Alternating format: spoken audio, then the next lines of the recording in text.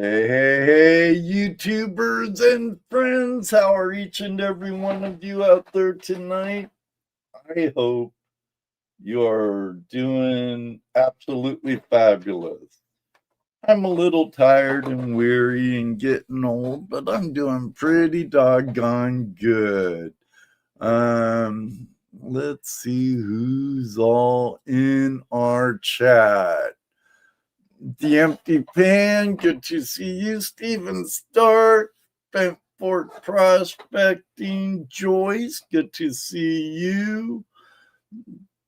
Uh, Vanilla Gorilla, good to see you. And Gypsy.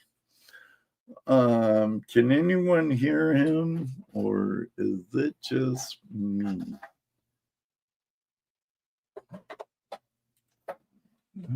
Check, check, check, check, check. Audio's just fine here, Empty Pan says. All right. Well, that's good because you know how I have my blonde moments. I see Skovian can hear, and Justin, how you doing? Scott, excellent. Glad you could hear. Well, I hope each and every one of you can hear. Alaskan Gold Hunter, good to see you, Justin. And Bill, Ohio Relic Hunter, good to see you. Alaskan Assassin chimed in real early this afternoon, and somewhere our friend Brian Wilder could be in the house. Charts JP in the house. How you doing, brother? But I have a couple little mail calls. Here in my monologue, I guess you could call it. This one's from our friend in New Hampshire, Jeffrey Button. Actually worked on some summer cabins by there when I was working at Lake Winnipesaukee. I think that's the name of it. On Golden Pond, Lake Winnipesaukee, New Hampshire. But Jeff, I won't bore you with my bad reading, but sent me a nice letter and a cool poker chip. Oh, man. Some mountains. Cool stuff on it. Can't really read it, but maybe if I had better light on my camera instead of on me, could see it. I'll look at it a lot closer later. And some of his channel stickers. Those are pretty sweet, Jeffrey.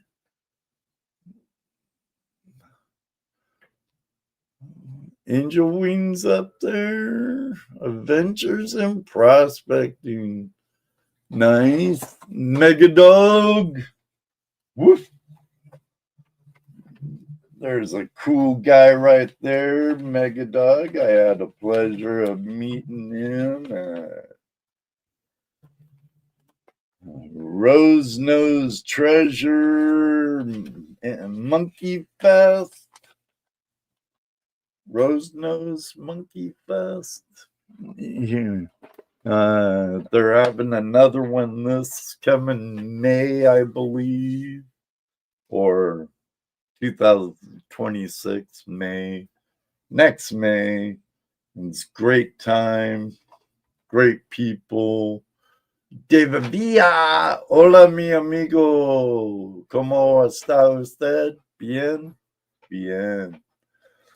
But also, I have one from a past guest. I actually sent her and Julie one, and I need to get together some more because don't tell them, but I'm making JP one and I'm making Mr. Lodak one. Yeah, but theirs are kind of special. They won't be the same that I made for like Mama Bird and Gentleman Prospecting, Gail and Julie. But Gail sent me a really nice card. Again, I won't bore you with my poor reading skills, but Gail sent me a couple of her channel magnets. And when I get some more other channel stickers and stuff, I'll start giving out multiple channel sticker packs again. And Gail will be sent me a few to add to there, but Gail's sticker is going to go up here with Alaskan Assassin's magnet, and at the end of stream giveaway, I have my channel sticker packs to give away and a random pool of some different channel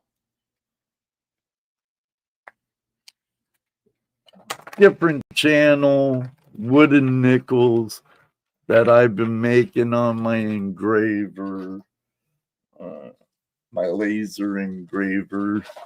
It's kind of fun. But anything in the news? Not much.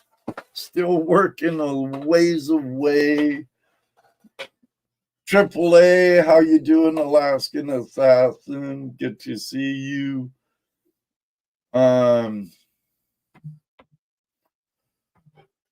I'm not sure about outings for the next year. I'd love to go to tons of them, but I can't. So we'll see what happens there. Georgiana, good to see you, Georgiana.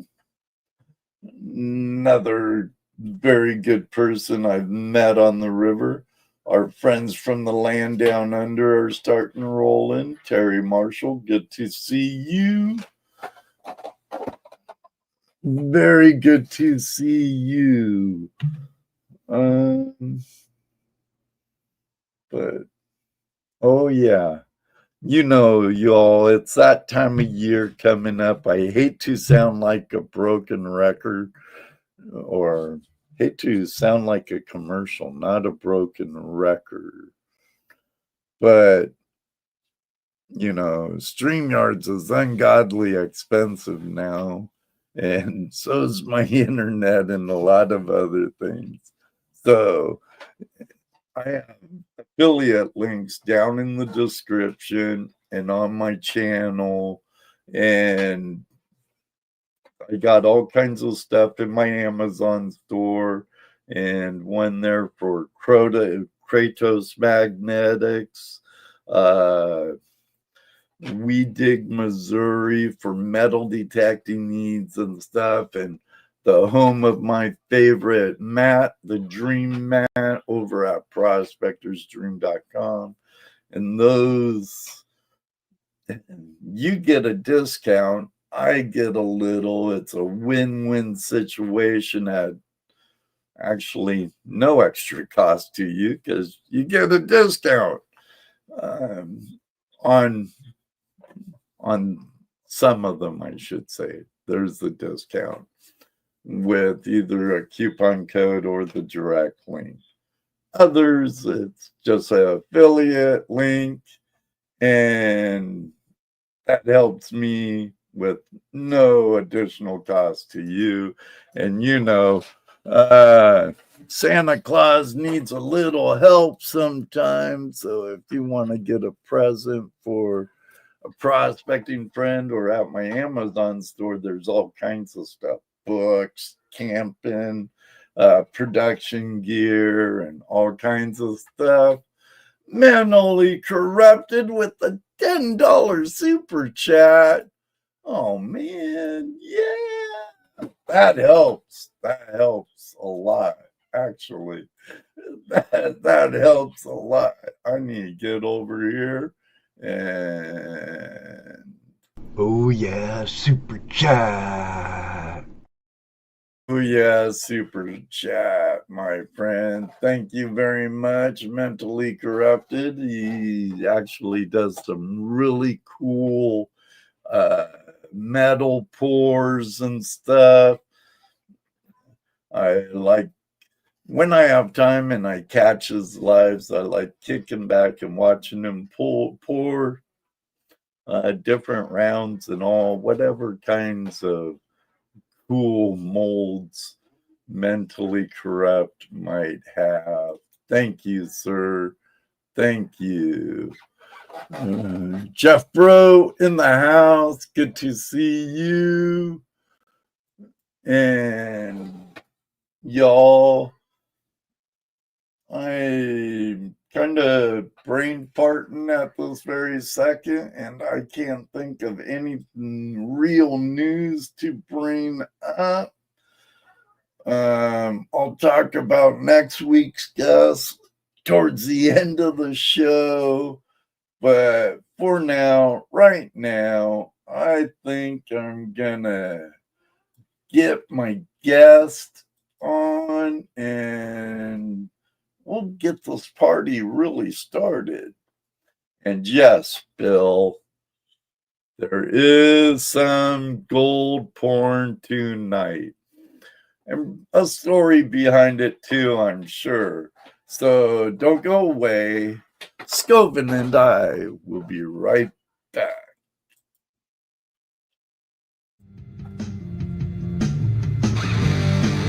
Hello, everybody, and welcome to another episode of Tuesday Night Hangout Live. It's Tuesday night Hangout Live. It's Tuesday night Hangout Live. It's Tuesday night Hangout Live with your host Ed Marvin. Tuesday Night Hangout Live is a Flash in Your Pan production.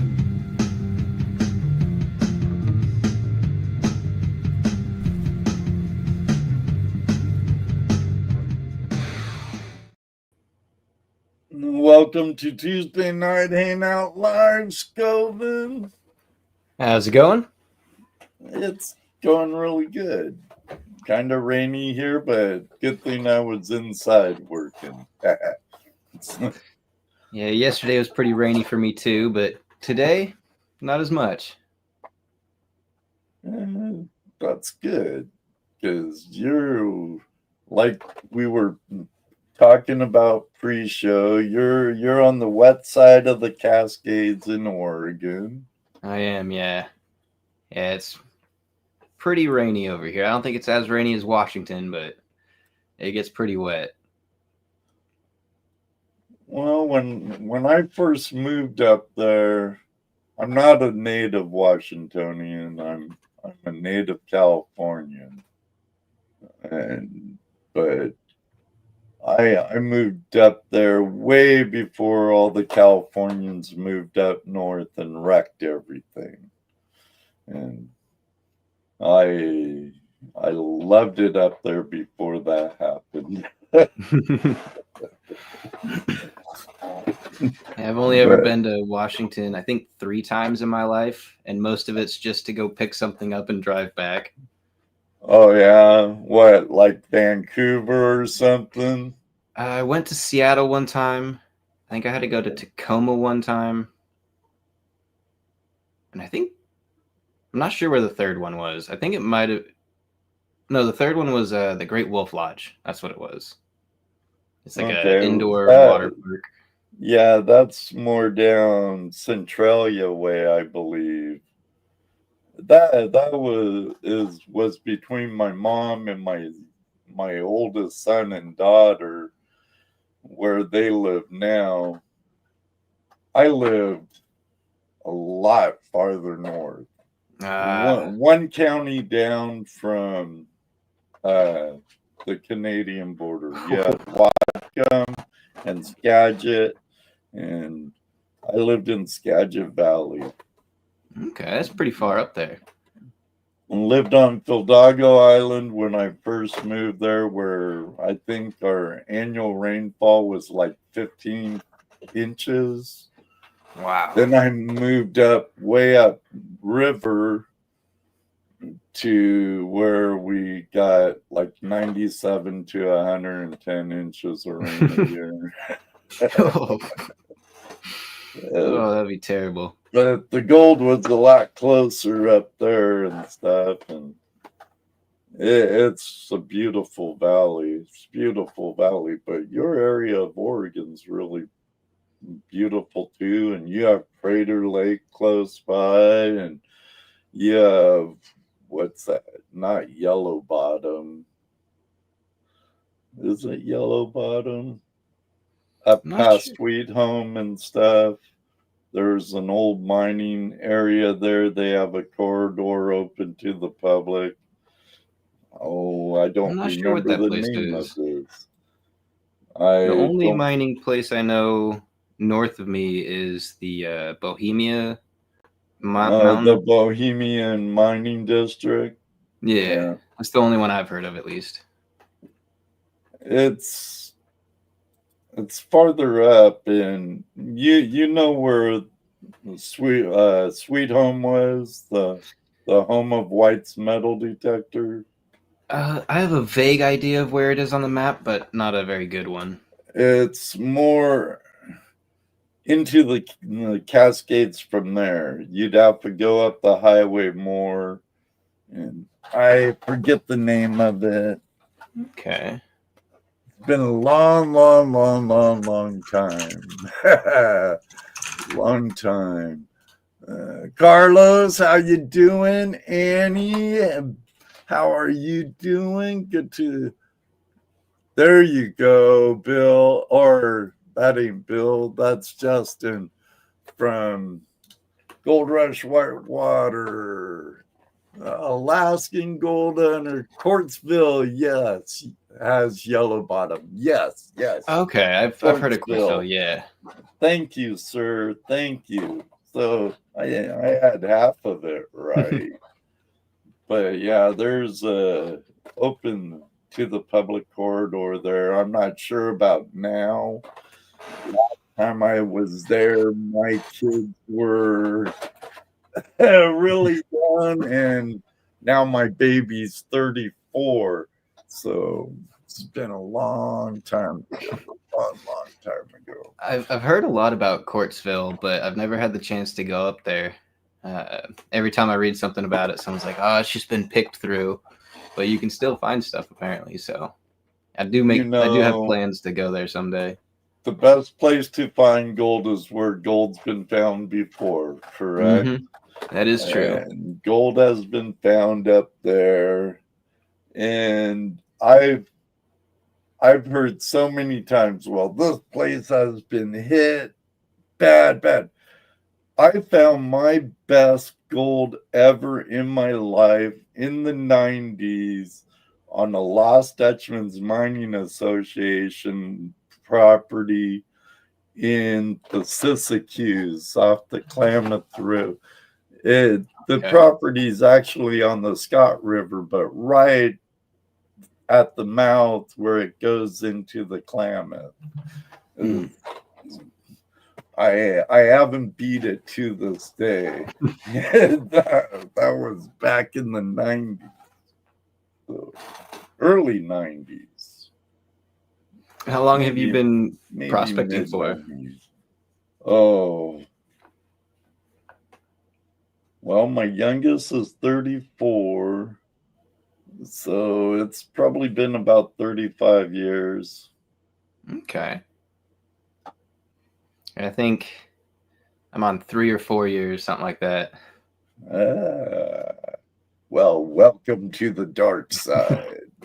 Just starting to get into it. Or at least just Well, starting to know enough. the gold bug has bit you, and there is no cure. That is true. There is no cure for it. And it gets you out in nature, right? Mm-hmm. Beautiful, beautiful scenery, and what you pull out is unique. It was left there by the Almighty through nature and creation and was placed there for you to find it. Mm-hmm. It's like a little mini treasure hunt almost. It is. It is. And then what's really great, the real treasure, not that I don't like gold or what it can offer a man or person. The real treasure are the friends you meet along the way.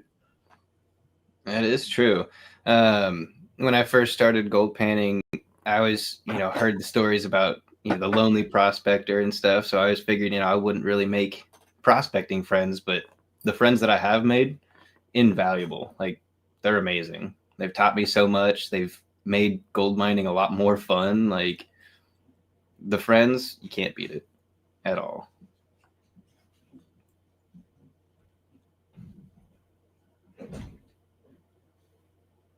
Well, you've actually met a person I know and met, Damon, but you said you met Rob also. Mm-hmm.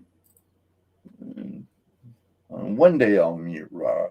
One day. He's a pretty cool guy. I think you'll like him. But yeah, I went sniping at Damon and Rob's secret sniping spot, and it was my first time sniping. I borrowed one of Damon's suits, and I was kind of just learning the ropes on sniping. I didn't end up finding anything, but everyone else was. It was really cool. If you've never gone sniping before, it's a completely different experience. Like, oh yeah, totally. It's like high banking and dredging. Yep. Totally two different worlds. But man, I had a ton of fun. It was my first time ever seeing amalgam gold before. That was actually really interesting for me. But I had a great time going sniping with them.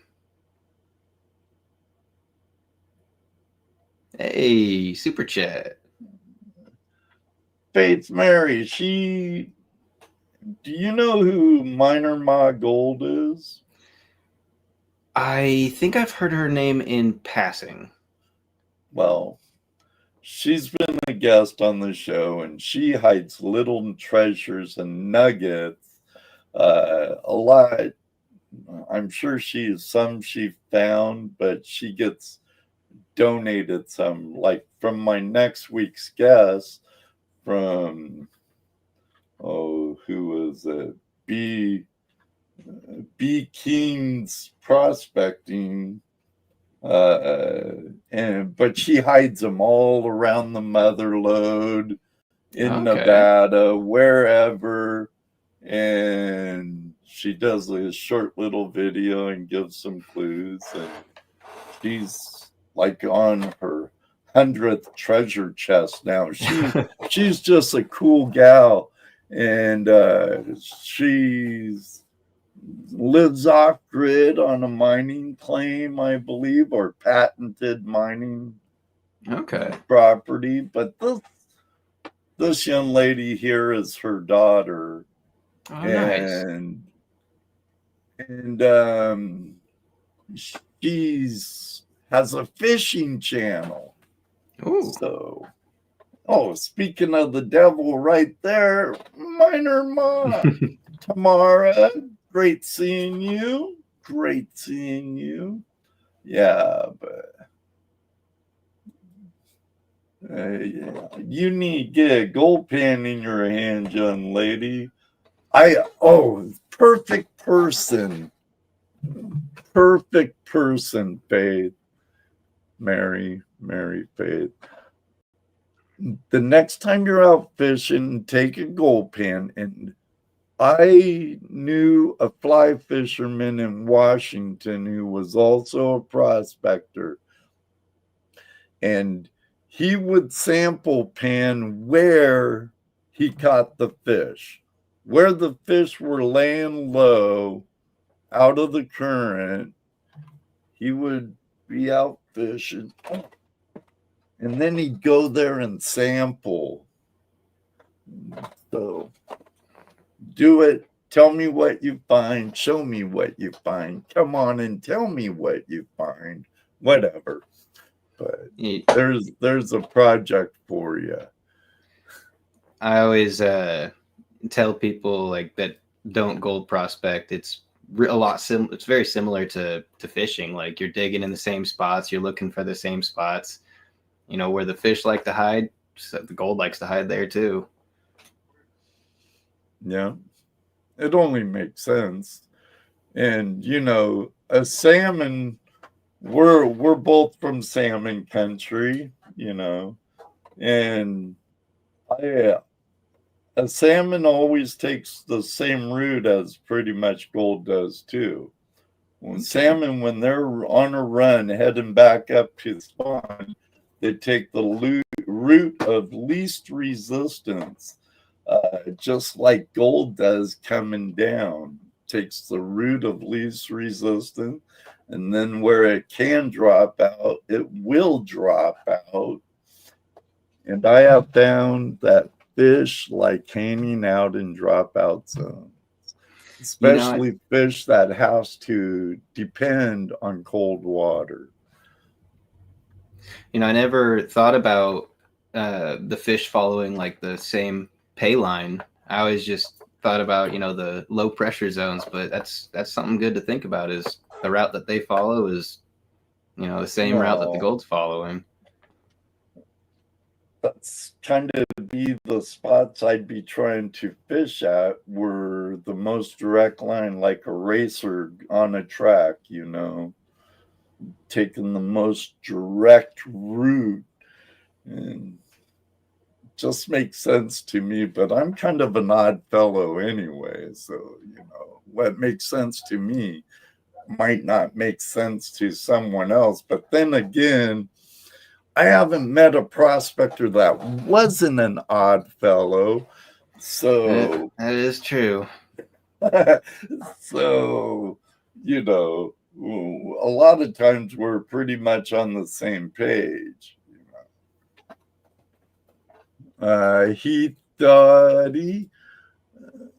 Hitori, sorry, I did that. It hasn't been a long time.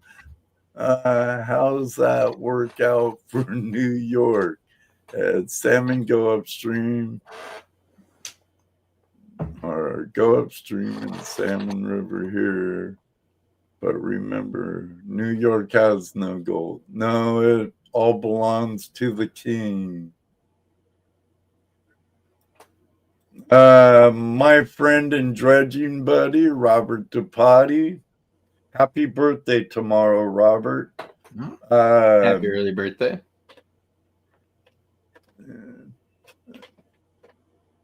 Dredging's, it's still allowed in Oregon. They didn't go the way of California and Washington, have they? No, it's still allowed, but there's definitely a lot of restrictions on it. Yeah, it was terrible when I was back there dredging. From what I understand, like, I know Cow Creek is really popular, Gold Creek in Oregon, and like part of Cow Creek you can't dredge on, but the other part you can. The rules are really complicated, and there's no straightforward answer to it. You have to piece a bunch of things together, but right. Brad Welsh, another friend from the land down under. Yeah, dropout zones made by dredgers is a good place for fish to catch their breath. Actually, I might have brought this up during another show, Brad, but the chapter I belong to of the GPAA here in Ohio, the Buckeye chapter, we work hand in hand with the Mohican River Fly Fishermen Association, and we don't reclaim our dredge holes because the trout, Clear Fork's a clean, cool, cold river, but it's fairly shallow in a lot of it. So to keep the water chilled more so the trout will live.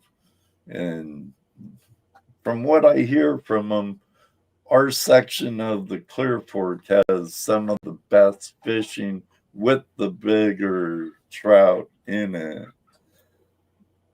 Good point, Brad. Good to see you. All right. I'm sorry, Skovian. I'm here for them and you, but Don't worry. Happy chat makes for a good show.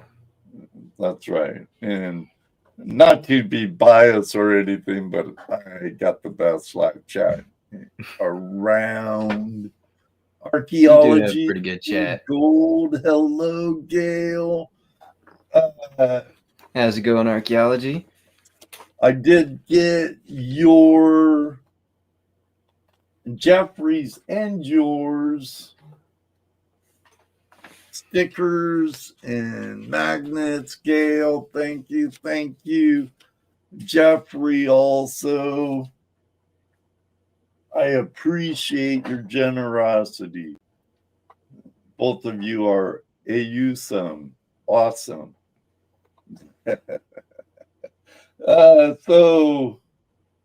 Okay. You said 4 years ago you started prospecting. Roughly around then, yeah. What got you interested, or what led you to do your very first pan and to bring up the lifestyle of small-scale mining and prospecting? So I have two different answers for that.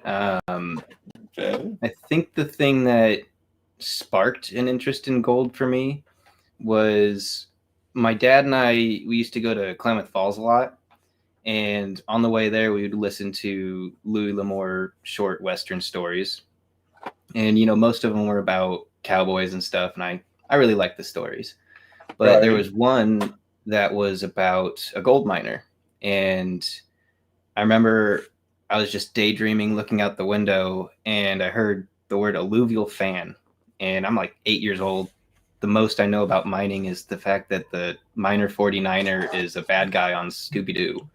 But alluvial fan just really stuck with me for some reason. It kind of just locked me into the story.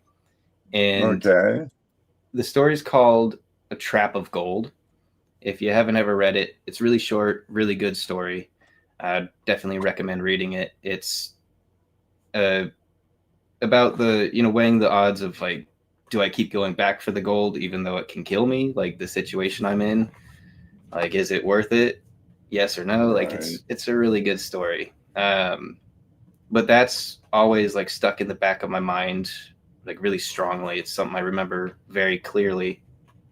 But then, fast forward to COVID. I think it was the start of the second week of the lockdown. We weren't, like, allowed to leave our house at all in my town. And I'd just been in my room for the entire week, just watching YouTube videos, had nothing to do. Mm-hmm. And my algorithm was getting all weird, and I was just getting recommended all sorts of random stuff. And a Dan Hurd video came on, and I was just started watching it. I remembered, the Trap of Gold, and I decided I was going to stick this one out, watch the whole video. And gold mining just seemed really easy. Like, what he was showing seemed way too easy for what was what was happening. Like, it was just go dig by Right. these big rocks, like you get gold. Like, no, there's got to be this little trick there. So I binge watched a lot of Dan Hurd videos, and I never Entertaining, good yeah, videos. good videos. I was really like focusing on his panning style, places to find gold and stuff. Like, it just seemed too easy. Like there had to be something I was missing.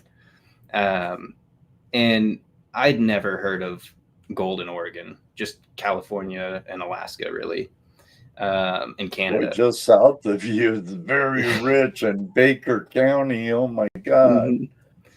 And so for some reason, I always thought Oregon just got skipped. So I remember I was sitting there, and it was the day before the lockdown lifted.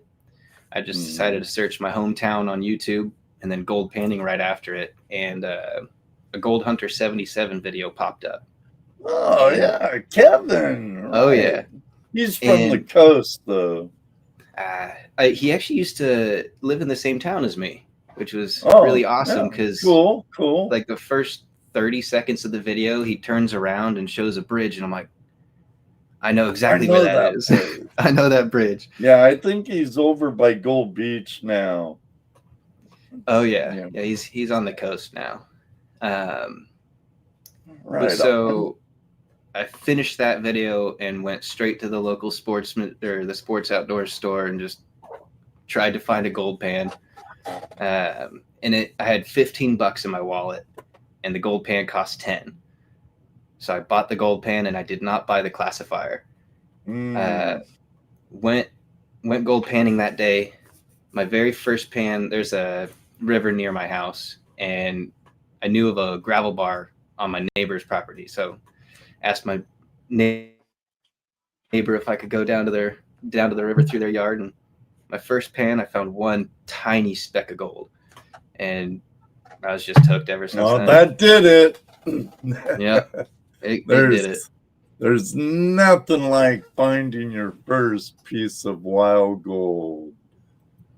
It was awesome. I didn't think it was gold at first. I was really confused, but it just wasn't moving in my pan, so I knew it had to be. Yeah. A friend of mine here, he got fooled by one of the fool's golds for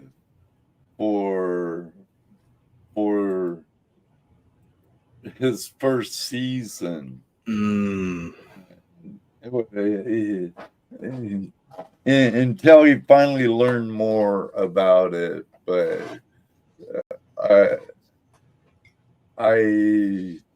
Chris, I love you, bro, but I'm laughing with you, not at you, brother. But he thought mica was gold, and he's like, "Oh, this is too easy."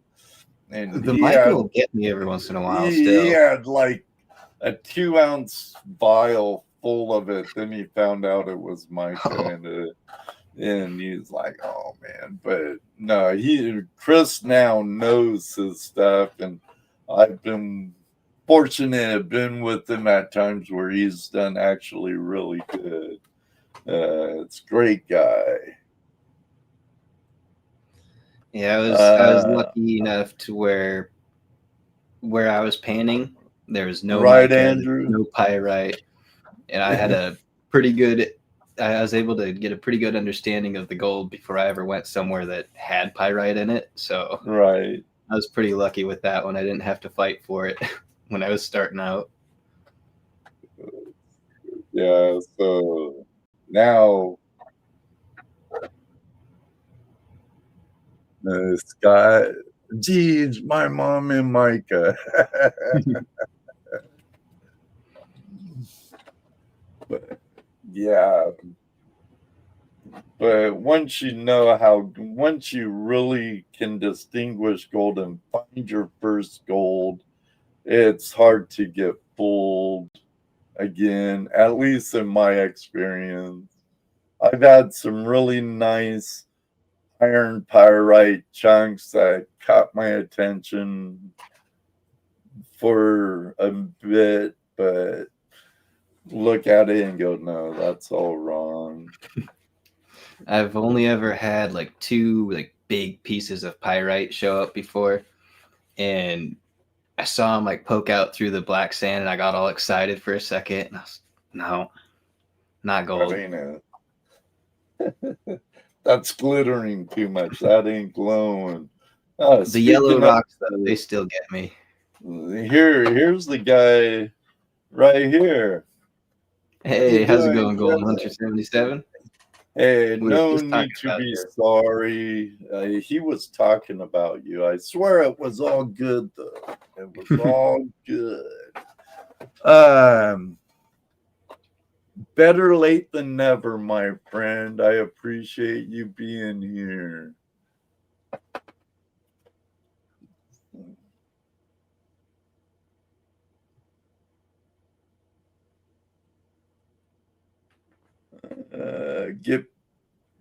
Get paid to feel the difference, and wow, night and day. Yes, it is. Yes, it is.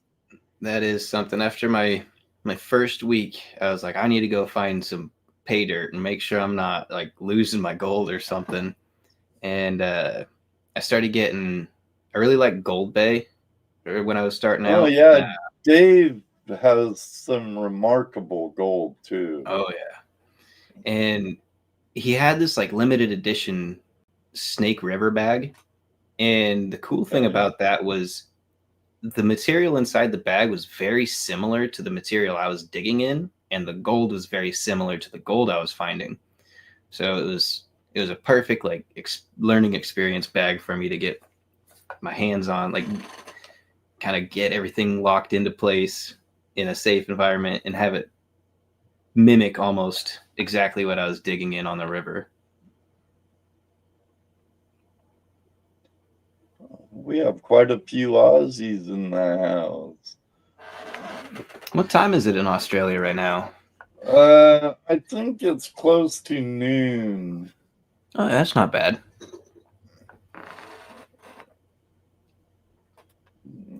I'm sure that depends where you're at in that country too. Sure, that's a big country. But we have this guy full of gold. He's a metal detectorist prospector, and we Caleb, and then we have Andrew Cancerman AUS, which he had a Venture Gold was his other channel, which was a great channel. And okay, he's the all-around prospector, really knowledgeable and stuff. And then we have Brad Walsh, and he does snorkeling and sniping and detecting and used to dredge and stuff. And he does quite a bit of diving with those blue Nemo hookah systems that they're battery operated and you can backpack in with them. And then I saw another Aussie in the house. This guy right here. This is Terry Lefty Marshall. He's a world famous opal miner from Lightning Ridge, world famous for their opals. But all a bunch of great blokes. No, Andrew, thank you, brother. I just started learning about opals. Is there like a specific type of opal that he's finding? Black opals, aren't they? Okay.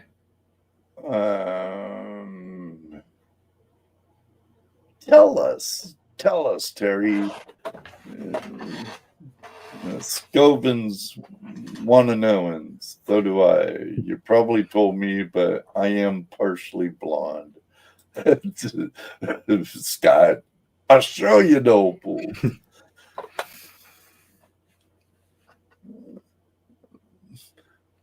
Yeah, I found a piece of blue opal, and I'd It never is even around known. noon. It's Wednesday, 12:44, where Terry's at.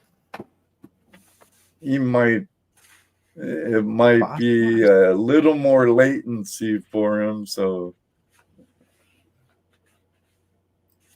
There's But fossilized, I think opalized clams. That would be pretty cool to I find. found a horned coral, and it might have even been at your place, Jim. I might have even found it at Cottonwood Trails Gold Camp, but it was opalized in the core. Okay. It was That was a pretty piece cool. of sea coral? Where we live, at one time it was a shallow ocean, Okay.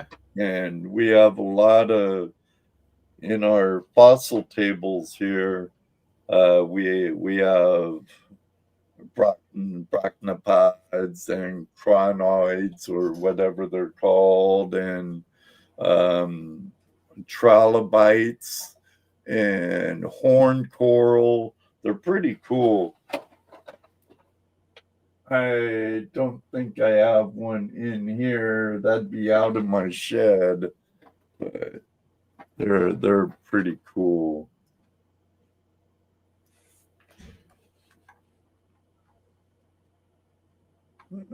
You got some as well, Heath? Cool. Lightning Ridge are blackish and rare. So there's an answer to the opals. Bent Fort, this is a chinchilla. He is almost 20 years old, and I don't know how he's still kicking, but he's still alive. I think he's up in that right now. But he's a good boy. Yeah, all the stuff around before the dinosaurs. Answer bed.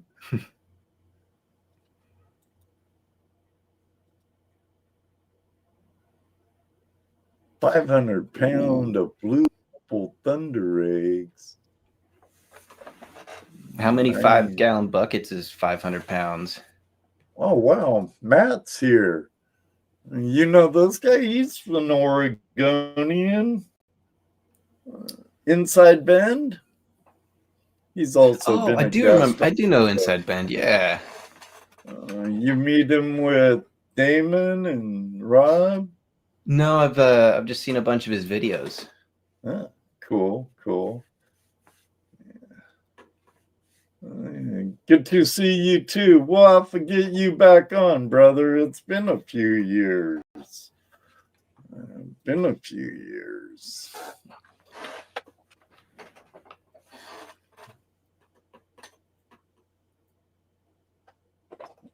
You've seen yours too, Skovian. Oh, I'm glad. That makes me feel good. I'd like to, while we're talking, I'd like to shout out my lurkers in the chat. I know some of you don't chat.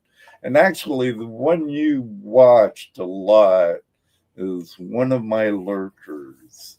When he has time, Dan Hurd, along with Pioneer Polly, or Two Toes, and a couple others, they're pretty busy now.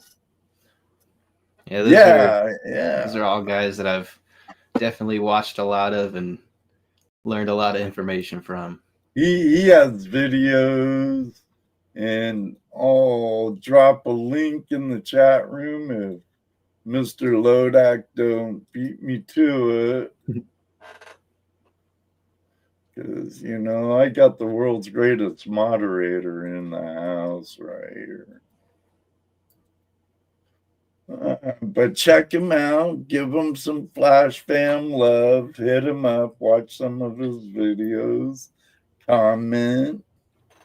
And bring another another one in the family, you know. More the better. Now,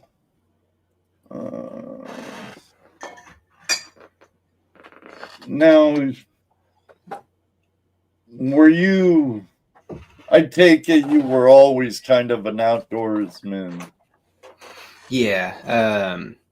My dad, he's a big hunter and fisher, so I've been fishing and hunting since I was a little kid. A lot of outdoors times. Let's see, did a lot of camping, a lot of snowboarding. Big fan of outdoor activities. But gold panning, ever since I started the gold panning, that's like the only one I do now. Now, I bet, yeah, ever since you started gold panning, you look at the river totally different than the way you did when you were a fisherman. Completely different. I'm still focused on the same spots, kind of, but it's a different ball game, I think. He'll be on next week, Kevin.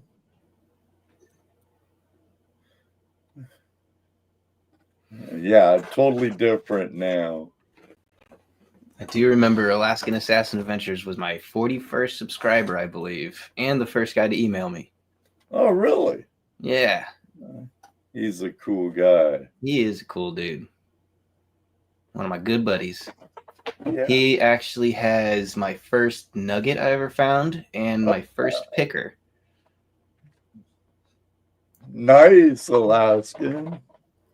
AAA. Yeah, he made a comment at like 2:30 or something this afternoon. It's way up hidden in chat now. I probably can't even get to it. But he was all good. Bureau Beast in the house. How you doing, man? Good evening. How's it going, Beryl? Yeah, I know. Good to see these people that I see in other channels' live streams coming around. I appreciate it. Okay, back to you, Skovian. Now, how'd you come up with the name Skovian Outdoors? So I used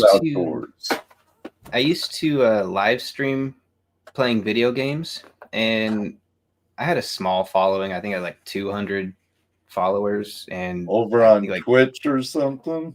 Yep, over on Twitch. I had like maybe 16 average viewers that would continue to show up and watch my streams. And near the end of my streaming career, I started trying to trying to do live gold panning streams, but my phone, the battery only lasted for maybe an hour. So I'd have like an hour-long stream.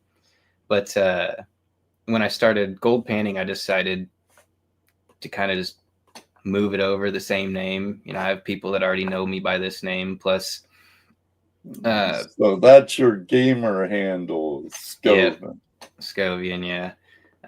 And I got that by misspelling the name of a character from a book.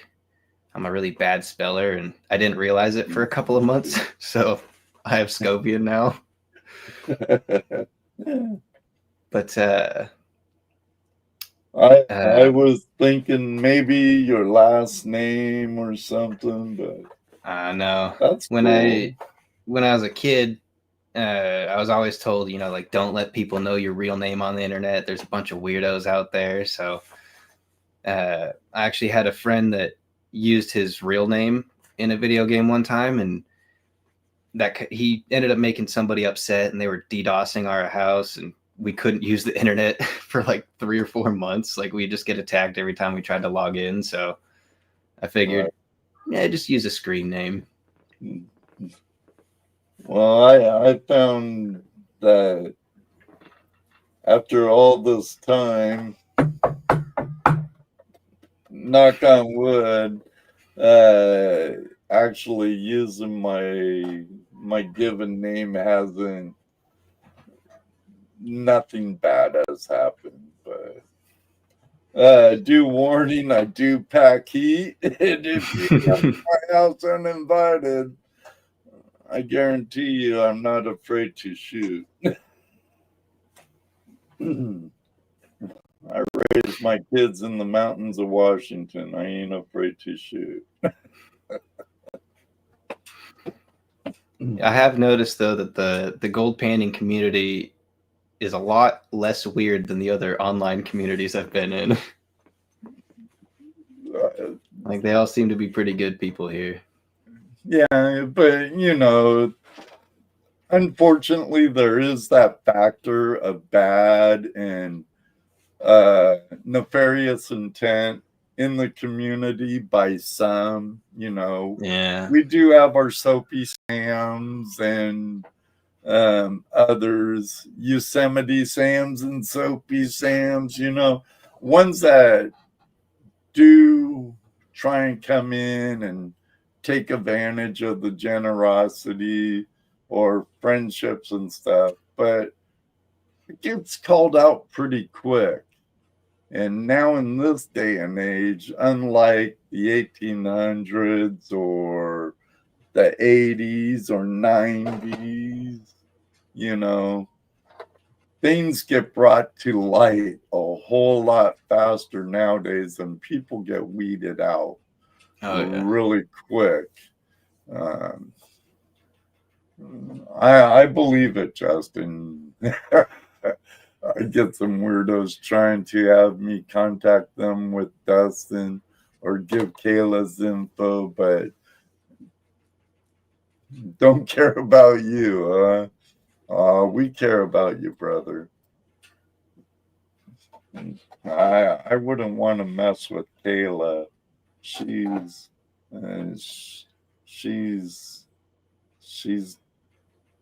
yeah. I think she could actually handle herself very well. Do you know who Kayla Johansson is? I don't think so, no. Ever watch much Gold Rush Whitewater?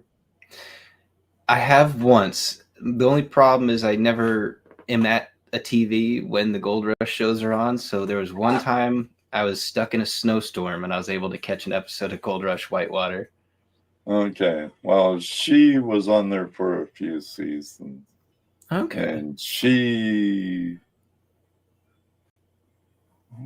that's what she does now. She dredges for gold in Alaska, and during the winter, when she finally gets froze out, she makes jewelry.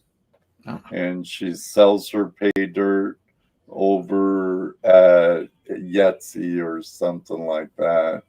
Okay. Peking Dough is Peking Dough is her Yetsy store, and she makes beautiful jewelry. And all the gold on the jewelry is gold she's actually mined. She does get some minerals and stuff like ocean pitcher stone. She'll pick up some material from Dan Hurd, or she'll go to Arizona and collect stones and do some lapidary work on it. And she makes her own wrap jewelry. And that's pretty sweet. Really cool. That is on my prospecting bucket list one day, is to be able to take the gold that I've mined or, you know, rocks or gems that I've found and actually be able to make a ring out of it. There you go. I believe Kayla has on her channel, she actually has from like dredging to jewelry. Okay, that'd be a cool video. Like Mr. Lodak, I've actually been in Zoom watch parties with my moderator, Mr. Lodak, and we'll be watching some gold show. And Kayla would be there sometimes, and she'd be sitting chatting with us in between during commercials and making her jewelry and stuff. And she's been on our show here. She's joined me a couple of times. Great guest. Her boyfriend's a lucky guy. And she's, if I was only like 30 years younger. Joke.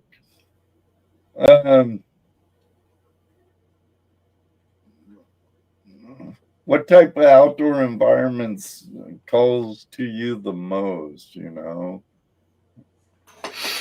I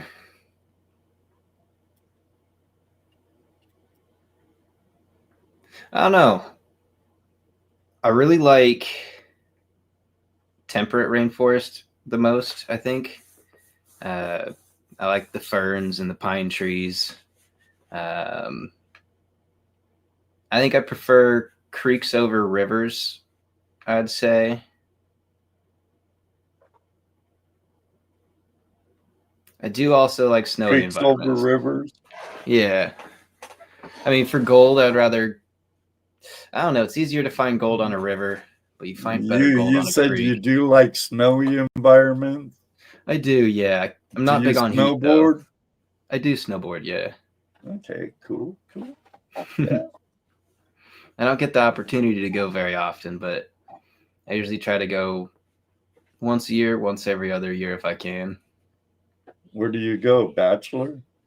I've gone to Bachelor, Hoodoo, and Willamette. I've been to Willamette the most just because it's the closest, and they used to do a ski bus.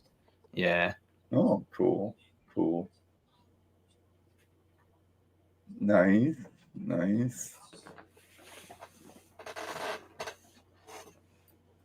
Yes, Joyce. Kayla has a channel. Mr. Lodak, could you do me a favor and drop Kayla's channel for Joyce, please? Thank you. Nice. Well, you're young. I know guys that go all winter long. They'll go out there and then until they can't break ice anymore, get to the water. Thank you, Mr. Lodak. There you go, Joyce. Click on that link and that will do it in another tab, though, so you can go to it later. Because I'm not sure if you click it, if it opened a new tab automatically or take you there. But I think you might have to right click. I don't even know if you're on your phone or a tablet or a TV or on your PC for that matter. Now, so far, what's been your most memorable gold prospecting adventure? I think my most memorable, sadly, I don't have any video of it, is the trip that I took with Damon and Rob. It was, my first time sniping, and it was also like the first time I'd ever gone prospecting with anybody else. I had been a solo prospector up to that moment. So to me, that it opened my eyes to more than just a gold pan. It opened my eyes to having gold panning friends instead of just, I can't let anyone know about my gold. So I'd have to say that's probably my most memorable. But a pretty close second is going to be my next video. My buddies and I, we kind of grouped up together and started doing a bunch of research on a certain area. So we were finding a bunch of possible mines that we could go check out, old claims. Mm-hmm. And we did a bunch of research with the LiDAR trying to figure out if there's anything we can see, like this is where we need to go. And it was a big experience of like locating the mine, exploring the mine, took a couple of trips getting in, fully exploring everything. And doing all the stuff that we needed to do. But I'd have to say that's a close second for my most memorable trips, and that should be my next video. Now, have you picked up the gold bug, or I mean, the gold monster yet, like Damon has, and started detecting? I have, yes. I have a buddy, Aaron, who's letting me borrow one of his metal detectors. And the first time I tried it out, we didn't really find much. I think I got a hit on an extremely tiny piece of gold, but when I tried to detect it a second time, it wasn't really setting it off, so I'm not positive. But the Gold Monster 1000 has helped me out quite a bit. I have a couple of videos that use the metal detector. For some reason, they don't do very good, but I still like it. Usually bring it with me on a trip just in case. I hear the new Gold Monster 2000 is dynamite. I know. Oh man, I wish I could afford it, but I have the Knox 800 and I already got 1,000 in that. I remember my accountant would kill me. I heard they were dropping the Gold Monster 2000, and for some reason in my head, oh, that's going to be like the same price as the Gold Monster 1000. Googled it. Nope, it's not. Right. Well, we're about halfway through. Let me take a little, I'll say it, pee break, and we'll get back to you some more. Everybody, don't go away unless it's to go pee or grab a refreshment, because Skovian and I will be right back.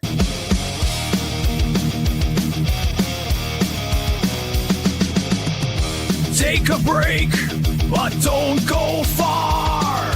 Gold fever's burning like a shooting star.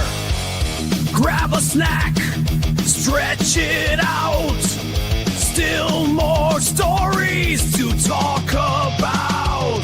Shovels in the dirt, pickaxes high. Treasures waiting, reach for the sky. Tuesday Night Hangout live, don't go away. We'll be back real soon, there's more to say. Legends of gold, secrets untold. The hunt's not over, there's more to unfold.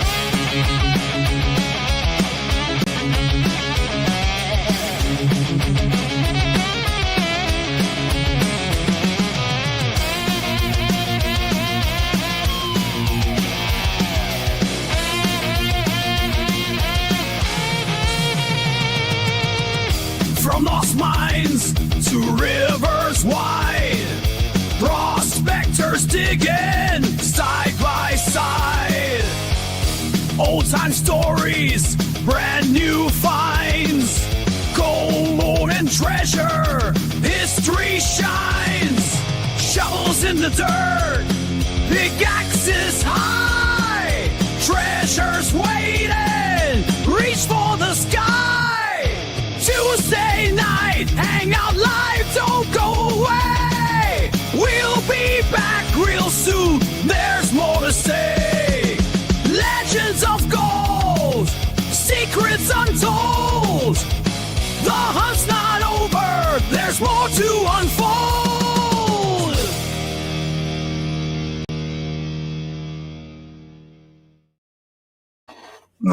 Welcome back. Welcome back, everybody. Casey, how you doing? Good seeing you, Crash. I'm still trying to get used to my chat because it isn't the way it used to be, doggone it. I'm liking how he switched sides. You can play around with that. Because I've been pointing this way. When I pointed at you a couple of times, now if I do it, it'd be the right way. All right. You might have been here when I was talking about it last week. My studio used to be totally different, and I had a green screen behind me, and I was used to everything because that's how I used it for the past 7 years, you know. Mhm. And I was helping remodeling the office, corporate office, who I work for, and we were getting all the old offices and redoing all the offices and adding boardrooms and blah blah blah. But I walked into an office and I'm like, man, I could use this. It's either going in the back of my truck or a back of a truck to my house or in a dumpster. I could build a whole new area studio and switch things around. Okay. Get rid of my green screen, but I kind of miss it. I kind of You miss know, it. I've I'm always still wanted a trying green to get screen. used to it. Huh? I've always wanted a green screen. I always feel like they would be super fun to play around with. They can be, but you could go back to when I first started. I still have videos on it, you know, and it was terrible. Oh, terrible. Um, I experimented with different things like a green tarp and a green sheet. Then I finally got a chroma key backdrop and stuff. And lighting is good. Lighting is a must, and you can't be too close or you get shadows on it. So you have to get the right distance, and you need a key light, and just lighting's everything, and tuning it in so you don't have a green aura around you. But it is fun to play with, and you can switch it up. I could be at the south side of Mount St. Helens one moment, then up at Mount Baker the next moment, or hop down to the North Yuba or the South Fork Yuba or something, just in a click. I had a, It can be fun. I had a buddy that painted the entire wall behind him green one time for a green screen, and he had to have these giant lights. It was a lot more effort than I expected.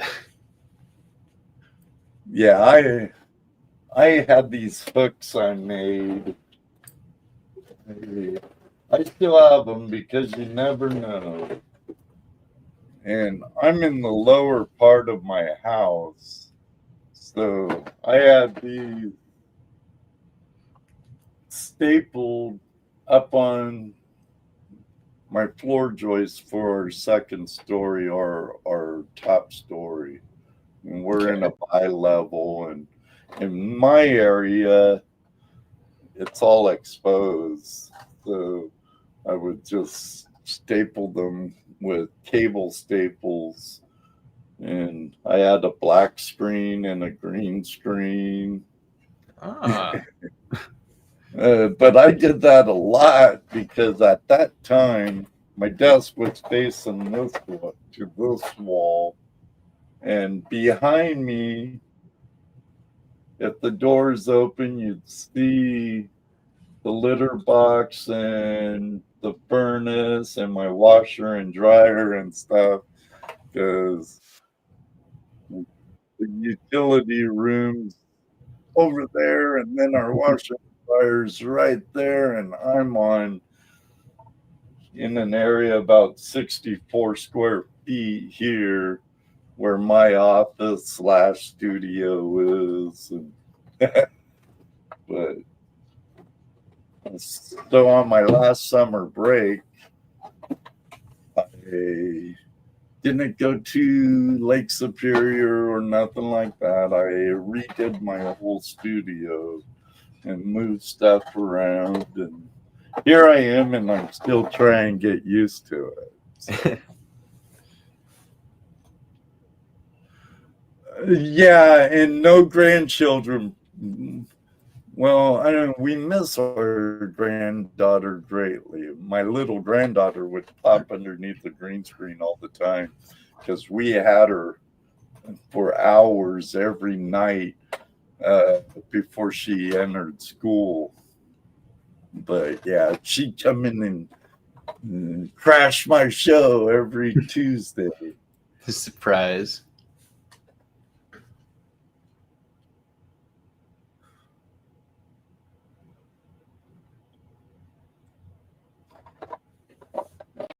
But it was cool. She's a little sweetheart.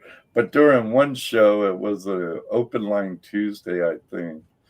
And at that time, I was using Zoom, right, for my interviews, Mr. Lodak, using OBS and Zoom and stuff, and I had it totally set up different. And I was using the avatar from my Zoom account on Zoom, and it would mimic whatever I was saying, and you would see me here and be behind me, kind of on their side and your side. I'd have my avatar in the area where my guests or co-hosts and stuff would normally be. And Raylan, my granddaughter's looking at it. Yeah, flipped it off. Mr. Lodak's like, I think she just flipped us off, Ed. And I'm like, what? I will say I do like how easy StreamYard was able to just, connect right to it. Every time I've tried using Zoom, it's always been a hassle.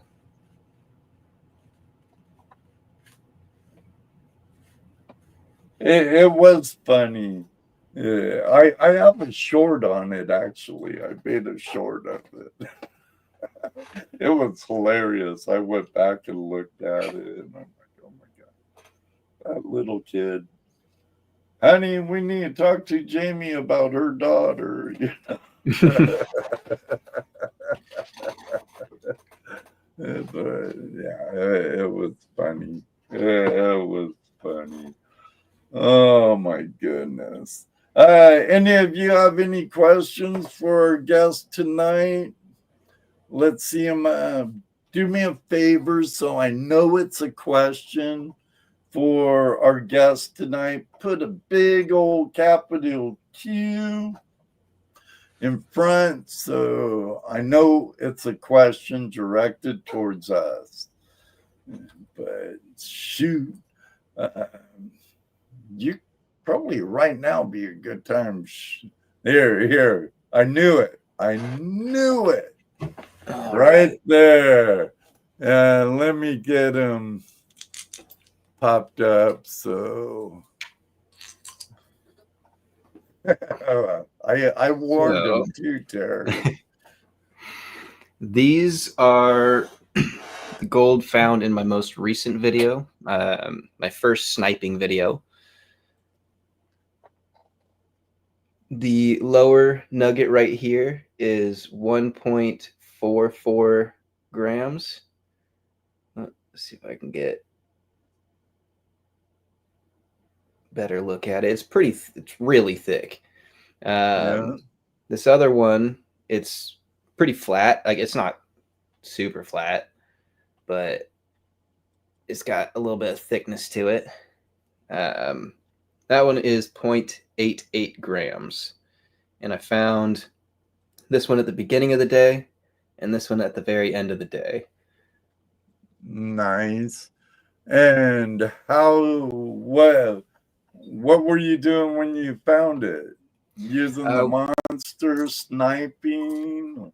We were sniping. The big nugget, we had to move 3 or 4 really large boulders out of the way. And it was in this almost tiny channel flowing with the water.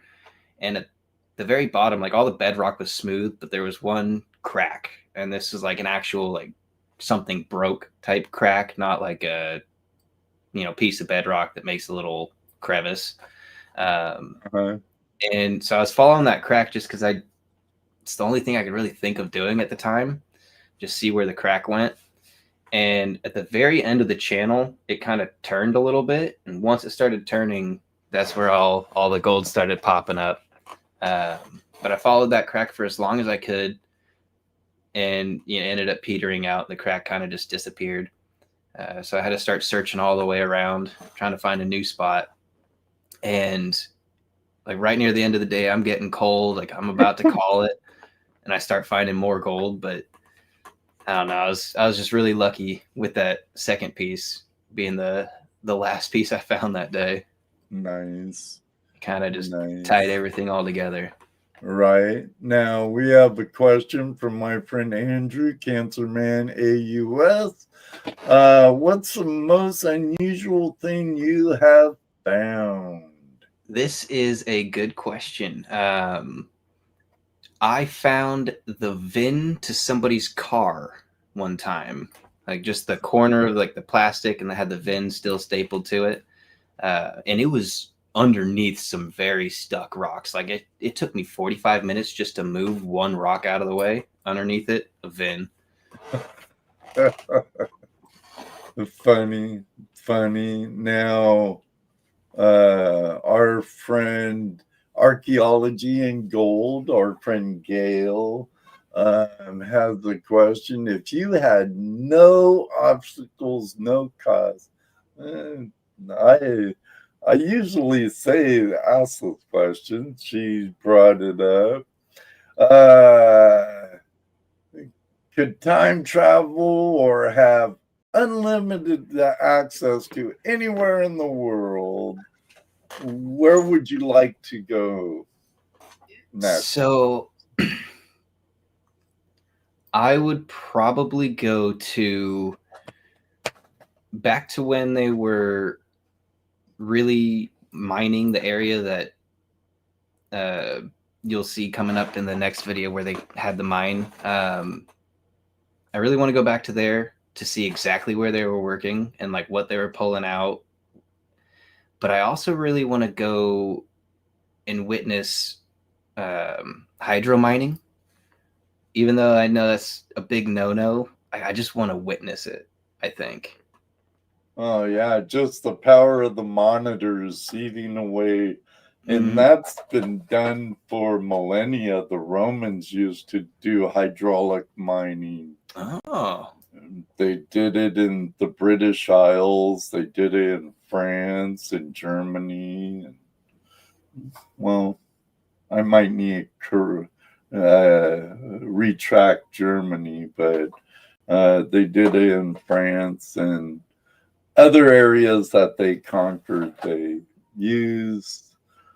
Actually, I believe in England they still have, along the mountains, how we have the old water flumes and stuff from the 49ers and stuff. They still have stuff built by the Romans to carry water to their mining operations. Very good question. I didn't know that. A lot of that. times we get Australia or New Zealand or Tasmania. I mean, with the time travel, I would want to focus on an area that I plan on mining. But if I was able to go anywhere in the world, I would go to New Zealand most likely. Just today, day and age. Right. It'd be cool to go dredge the South Island of Australia or New Zealand, go sniping with Tazzy T or David Buckle in Tasmania.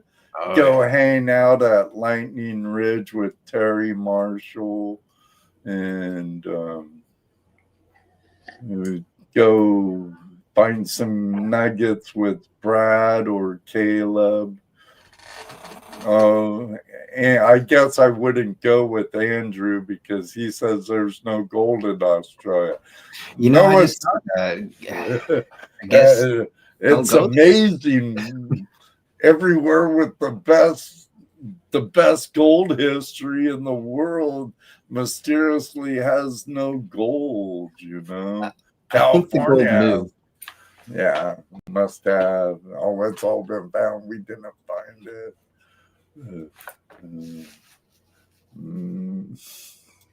What Megadog say? Now I'm interested. I saw that pop up. I don't remember. I don't have co-hosts. Stay active in chat, please do. But remember, I don't have co-hosts anymore to help catch the chat. What you say, Megadog? I'd like to go find Cleo Diggs' history. Oh, Megadog. Question. Would you ever want to make YouTube your full-time job? Yes, I would. I'm not expecting it to ever be my full-time job, but I do want it to be, if possible. If it ever becomes a thing to where I can quit my day job, I plan on trying to travel a bunch and going all over the United States, Australia, Papua New Guinea, New Zealand, Canada. Like, I would love to be able to travel and make gold panning my full-time job. That would be amazing. I would. All the gold is in Riddy Creek. That's what I hear. And Ozzy told me. You're back in Victoria. Oh, okay. Well, it's going. Yeah, you would think with it going on your summer that you'd be wanting to get underground in the opal mines, Terry.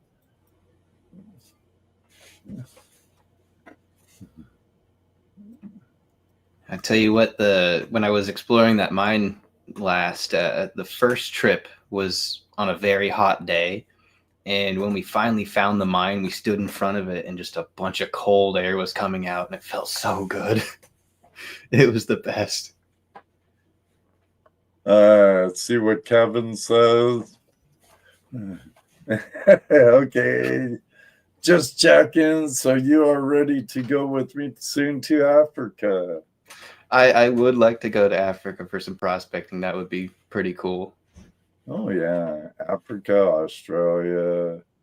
I hear Italy's a lot like New York. But yeah, I wouldn't mind taking a gold pan with me and just travel the world if I could. And right now, I gotta do it vicariously through others. So, but hit the British Isles, find some of that gold, bring some back, and some European gold and down under gold. So when you say Italy's a lot like New York, do you mean the gold's a lot like New York gold, or you have to give your gold to Italy? I think, well, I know they absolutely do not allow metal detecting. Oh. And New York has the King's Law with gold. It belongs to the state. But what they don't know won't hurt them. You didn't hear it from me. But I believe it might be so. I might have to check on that. But Okay. I think it might be. If Russia wasn't so Russia, I would like to check there. I hear like Mongolia or Siberia. Siberia, Mongolia, whatever, has some outrageous gold and platinum reserves. That would be awesome. I would definitely. Siberia has always been a place that I've always thought about trying to go to. I also want to try Greenland. I feel like there's a bunch of gold just hidden underneath all that ice. Huh. And if you look at like a topographical map of Greenland, it's like a giant bowl. So like I feel like it's all just sitting in the middle somewhere. Well, we actually have a friend who was in, or that might have been Iceland. Mr. Lodak, where did Ray Rusa go for Ice Cold Gold? Was that Greenland or Iceland? They didn't do too well. But, some gold belt, Mongolia and Russia. Okay. I bet the dredging would be like go to like the rivers in the Himalayas and stuff and dredge the Himalayas. That'd be a good That one. would be an experience. Ray was in Greenland. Okay. So, yeah, you never know. But that's right, Gail. Field trip. Road trip. Let's go. Nome is just 53 miles from Russia, so probably good gold over there. Right, Brian? Right? Good thinking. Head over there, just take your snowmobile across the Bering Strait. Like the gun runners used to do. If I ever make it up to Alaska for some gold prospecting, I'm definitely stopping by and saying hi to Alaskan Assassin Adventures, that's for sure. Yeah, I hear it's quite the journey to his village, though. Oh yeah. But I've talked to him a little about it, and I kind of scoped out his area on Google Earth and stuff. It'd be interesting. And if I just had the years in the bank account, man. That's the problem. Yeah, I've come to realize that I'll be retired and working in construction till I retire, and this won't probably. You never know. I might get lucky. And get super popular and be able to make a living off this. You never know.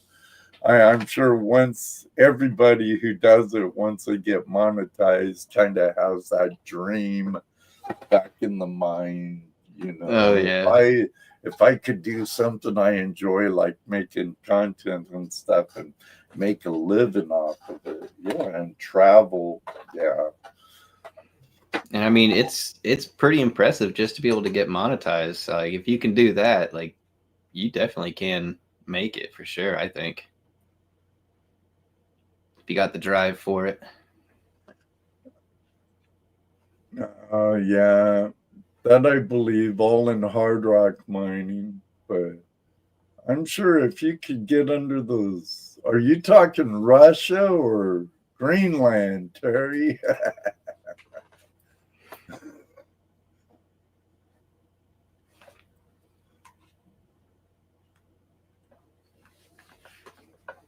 And Palin and Putin tossing frisbees back and forth, huh? I thought Palin was in Wasula or whatever that is. Ain't that up by Haines? Okay, that's what Greenland. That's what I thought you were talking about, Terry. Yeah, I can see that, but get underneath all those glaciers and maybe if you could find a cool glacial cave, because they're made by creeks and stuff. I'm sure you've been up to some in the Cascades like I have, and The only glacier I've ever been to was the Blue Glacier in Washington. oh, okay. Yeah. Okay. If I'm thinking right, I wasn't that on Rainier. I'm not positive. I don't know too much about the mountain ranges in Washington. All I know is I could see Mount Olympia when I got to the top of the mountain. Well, I was on the HOH trail somewhere. okay, it's probably Rainier because Mount Olympia is on the peninsula over by the Olympic Peninsula over there Okay. by Hurricane Ridge and stuff. And yeah, you can see Mount Rainier from there. So, yeah. The one I went to was off on Whitechuck up by Darrington, up about an hour and a half, 2 hours north of where you were. Okay.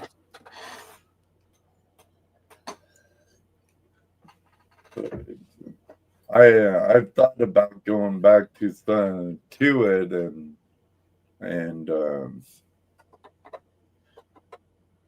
do some panning in the stream. Why gold, Rob? It is in the Olympic mountain range close to Mount Olympus Blue Glacier. Oh, okay. Okay. Thank you, Rob.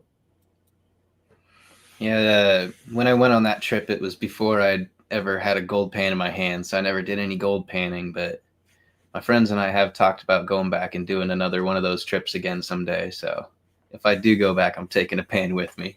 Oh, definitely. You put it in your backpack, Oh, that looks good. Oh, that looks good. What do you mean? No, sir, I didn't find anything.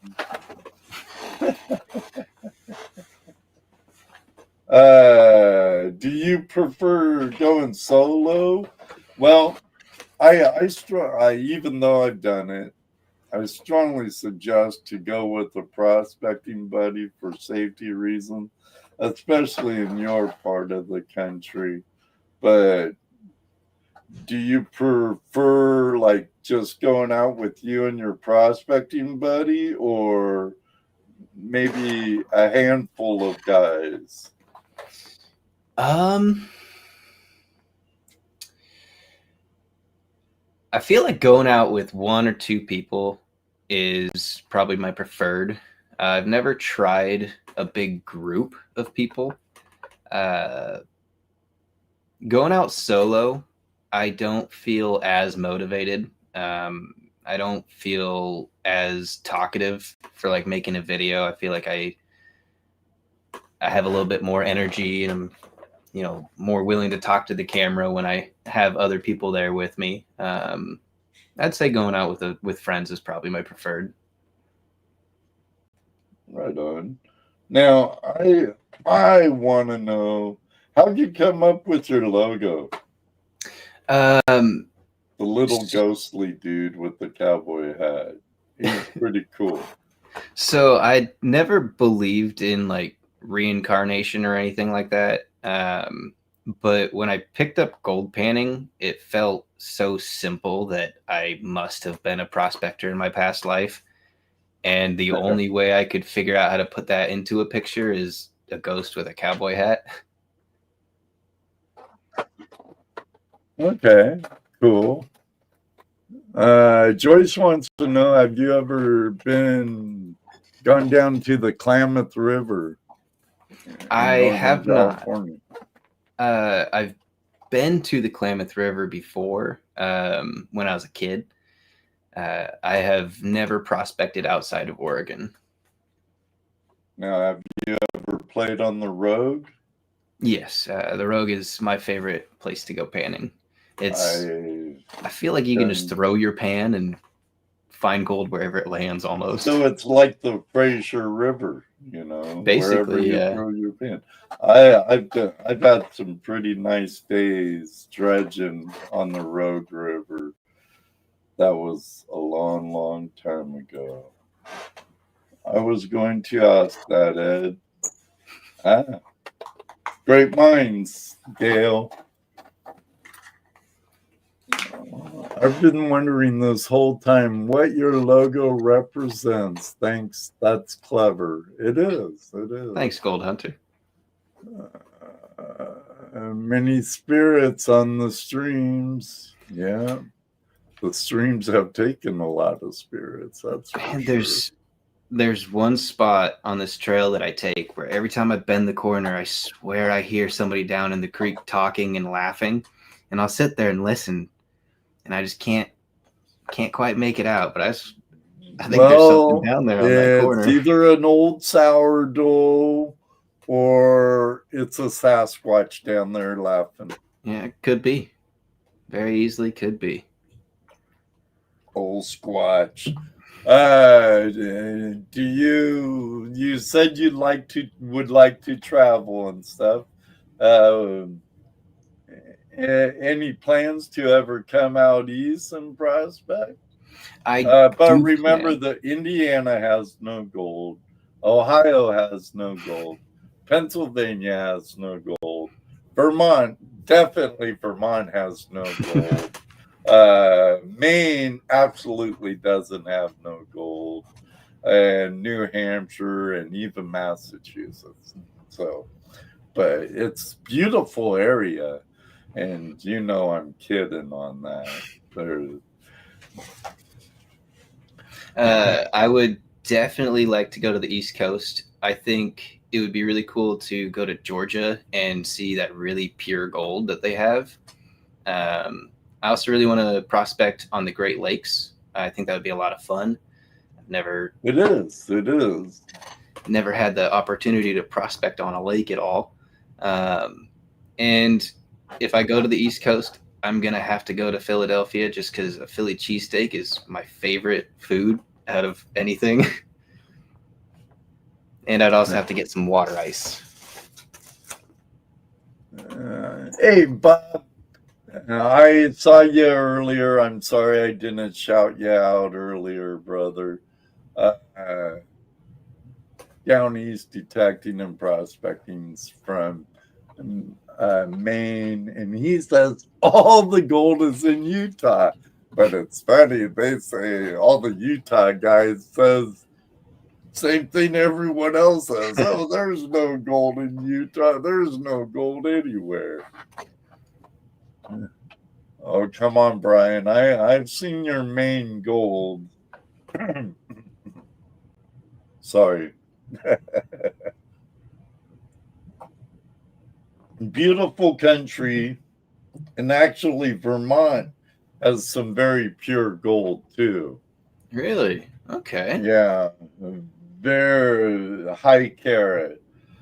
Georgia, where Benford Prospecting and Gale from has some beautiful gold up in northern Georgia in the Dahlonega and Cleveland area.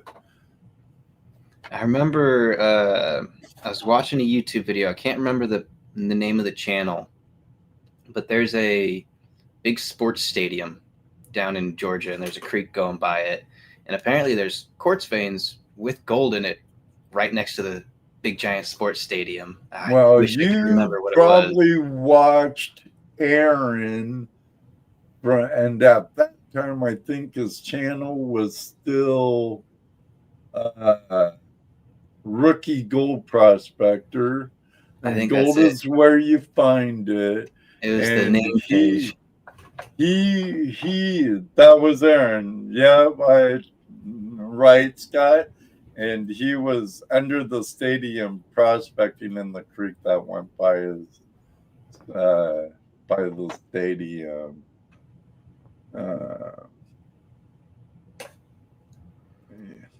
Yep.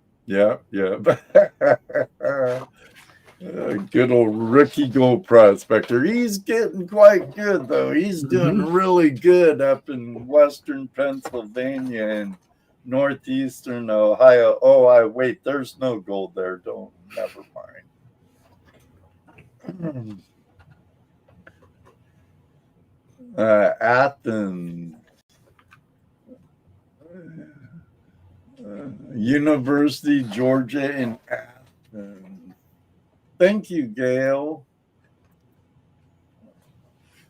I'd love to go to a new planet and be the first to prospect it. Everyone else can have the planet Earth. Come on, Caleb. I want to see these asteroids they say they're made out of gold. Oh, yeah, I hear there's one out there. Elon, I was just listening to Elon Musk and Joe Rogan today, and they didn't get to know only one asteroid they were talking about was that big thing that everyone thinks a flying saucer that's heading towards us, and Elon's rocket. But I heard Elon has thought about mining this one meteorite, asteroid, whatever you want to call it. It's huge with all kinds of gold on it, but that would devastate the economy globally. They say. I don't know. I just found this on an asteroid. No, that's mine. I think that gold I'd actually never sell or give away. Space gold, that's a keeper for sure. I wonder if space gold, so like I know when you cut a meteorite open, it has that really cool pattern inside of it. I wonder if space gold is crystalline gold or has any type of pattern in it. I'm sure it could be. Good question.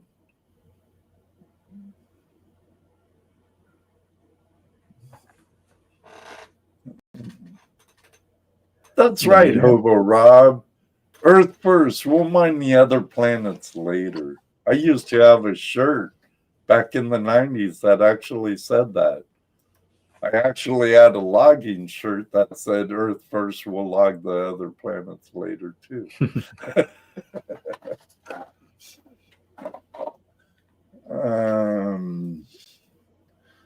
Now,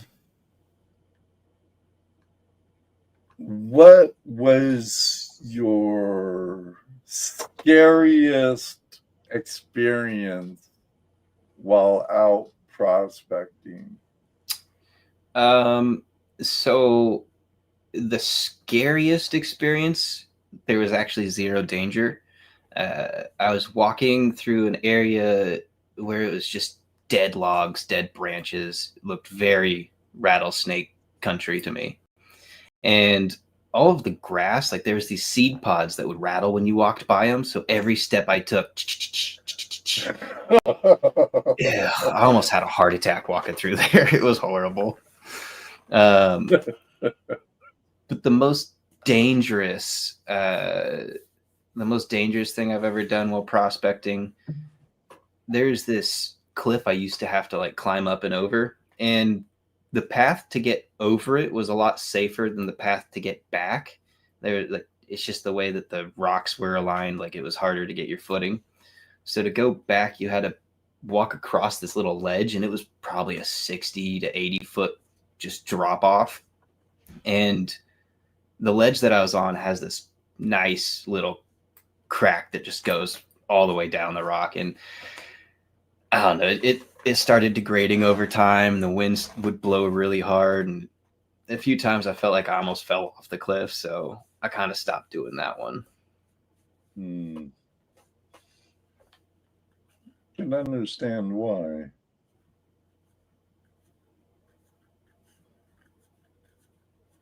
Now, what is your must-bring piece of equipment? Besides a snuffer bottle, a crevicing tool.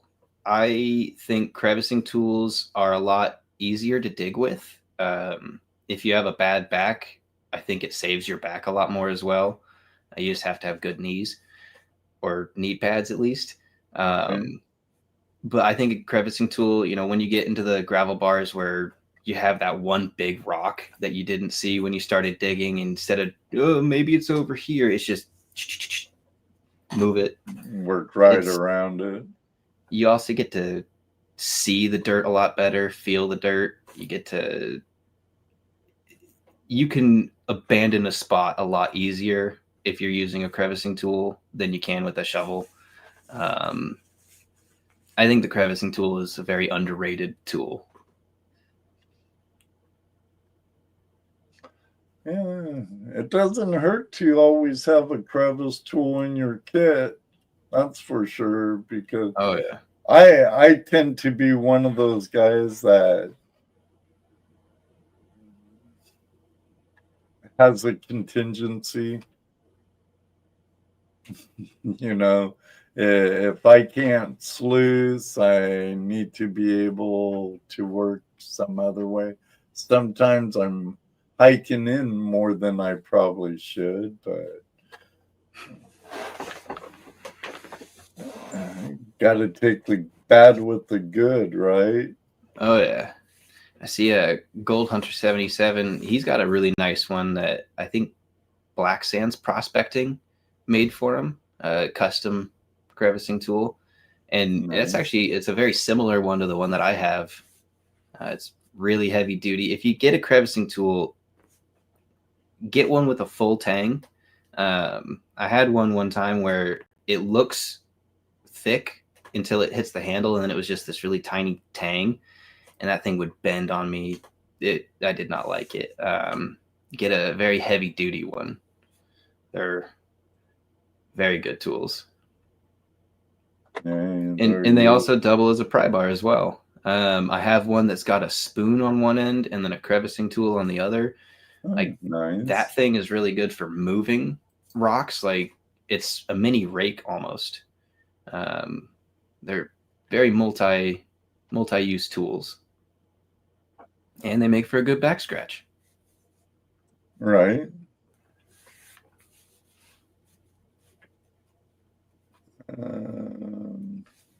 Now, behind the scenes, what's the hardest part about filming your content to you? Coming up with things to say. I'm more of a quieter person. If I get the chance, I don't say anything. Like I've gone on prospecting trips without saying a single word before. Coming up with things to say is probably the hardest for me. After that, camera angles is probably a pretty hard one. If you want to make something really good, you have to have multiple camera angles, and then the spot that I'm working, the ground's like this, so you either are looking straight at the ground if your camera's over here, or you're looking straight downhill. It's a nightmare to try to get a good camera angle.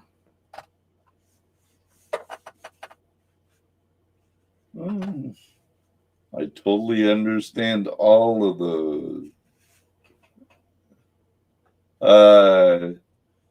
I would guess the second on this, but do you script anything or do a bullet plan or like do you what do they call it?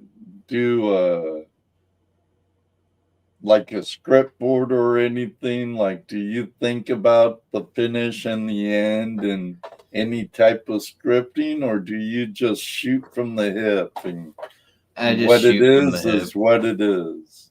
Yeah, it's a very natural process for me. The only time that I've ever gone to the river with a plan in mind, I'd gone to the river as just to do a normal prospecting trip like all the others. But so, like the moment I got there, I was like, yeah, actually, you know what? We're gonna do a how to pan for gold video, and I had some bullet points in mind for if I ever did make that video, but like that was just I just need to start talking about what I'm doing kind of thing. All my videos are unplanned, really. No scripts. I've written a few things out for like a voiceover that I've tried scripting, but not very many. I think that's only happened twice. I I told you about that East meets West meetup that the guys from Motherlode put on for Toledo Justano and I when we went to the Motherlode and hung out with Top Cap from America Adventures, I think his channel is now America Prospecting. But I had like one whole card in one of my GoPro pros. I didn't plug in my mic all the way, so I had no audio whatsoever. And it was the whole day we were at that particular place on the river for the meet and greet. And so one video I had to narrate some, and luckily it wasn't the greatest video, but I've had stuff like that happen. Yeah, I've had one video where I think like the last 3 pans, the microphone wasn't plugged in properly, so all the recording was just this really high pitched squealing noise. But the last time I went prospecting, my camera and my microphone receiver fell into a puddle of water, so there's a chance that my microphone is now toast. So I haven't checked it yet. I'm trying to let it dry out as much as possible. There you go. Throw it in a bag of rice. But it was very muddy water too, so I don't know if that will help or hurt me.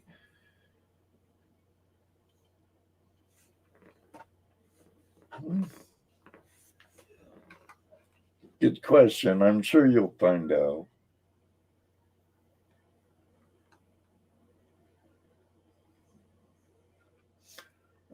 Let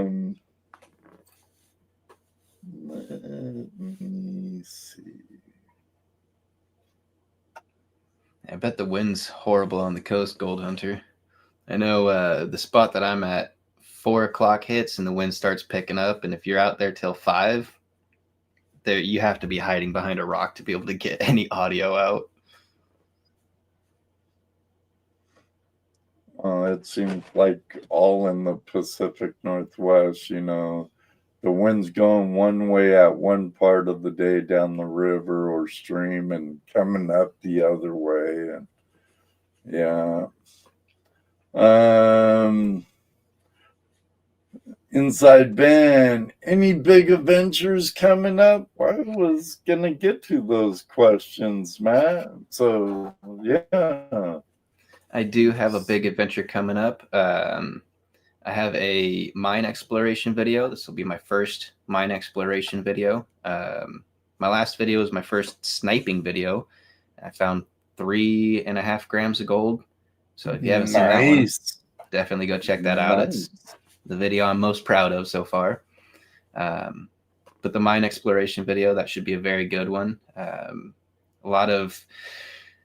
I'm really new to the hard rock scene. I'm not the most knowledgeable guy when it comes to that. So it's more of you get to explore it with me and you get to learn the little bits. Just be careful. Be careful in those mines. Yeah. But I guess I'll leave you with a teaser.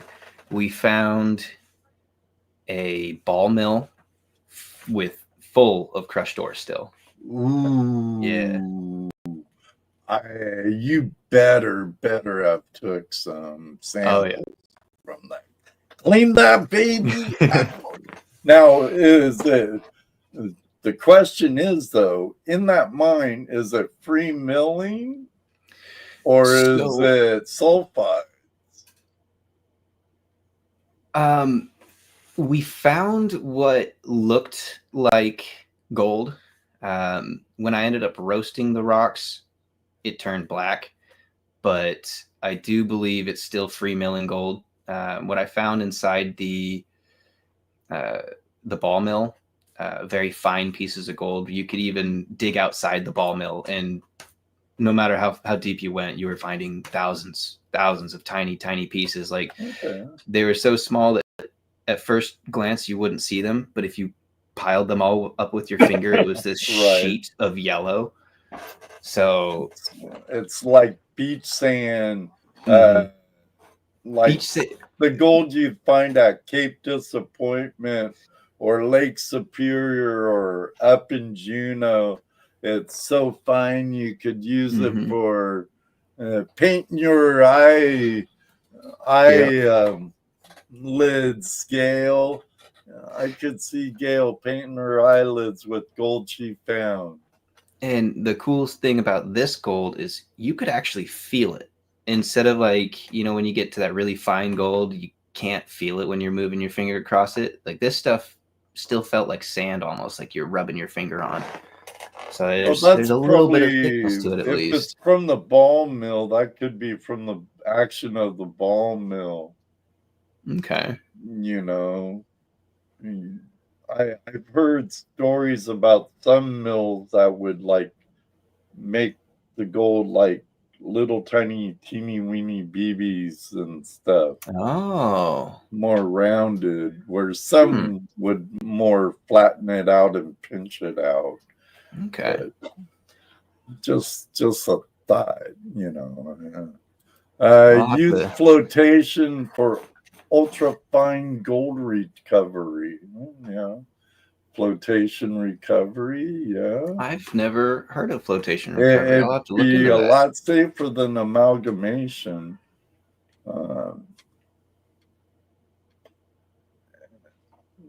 Can I tell them, Andrew?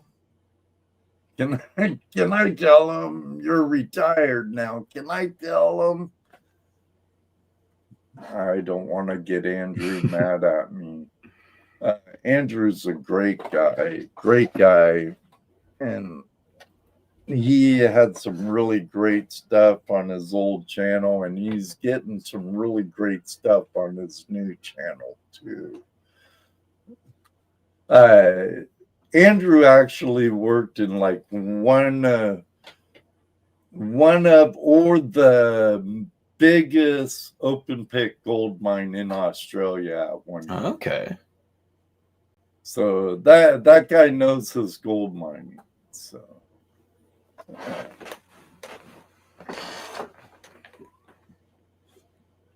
yeah, I'm slowly working on my geology lessons, trying to get better at the hard rock. It depends on what size balls you use. Oh, you blokes, I swear.